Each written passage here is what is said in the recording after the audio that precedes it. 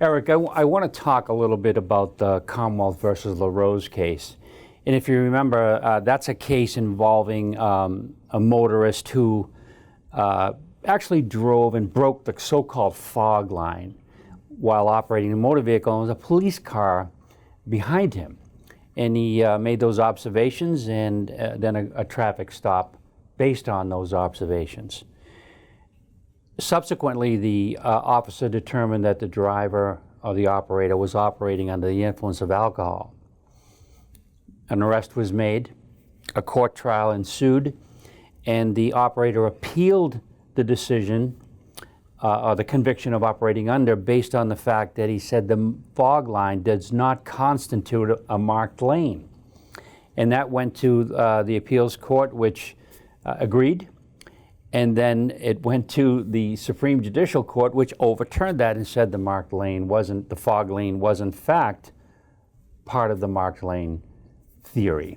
Can you elaborate on that? Sure. So I think the trial court really focused too much on the fog line not being that yellow line, the middle line that separates traffic from oncoming traffic. So I think that was really the focus of the court's analysis there. When the SJC took up the case, they looked at it and said, okay, what's the purpose for a fog line? We know the purpose. I mean, yes. Heck, it's called a fog line for a reason. So that way vehicles, particularly in situations where there's fog or maybe like dark conditions or whatnot, it's so that way the light from the vehicle can pick up that line and be able to delineate between the road and the gravel or the grass or whatever is outside of the roadway.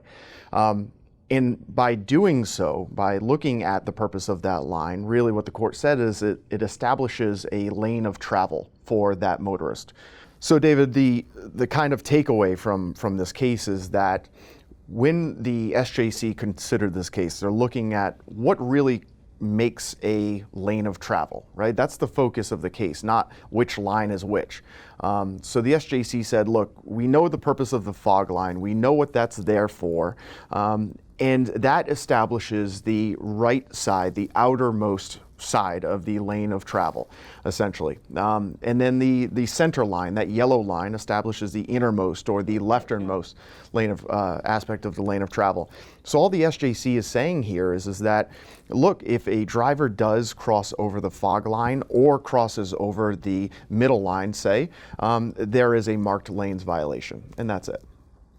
Sounds good to me. The clarification of that is important to a lot of officers who are somewhat confused about whether or not the fog line is in fact a fog lane, which it isn't, but it is a line of demarcation. And that can be found in Mass General Law, Chapter 89, Section 4A.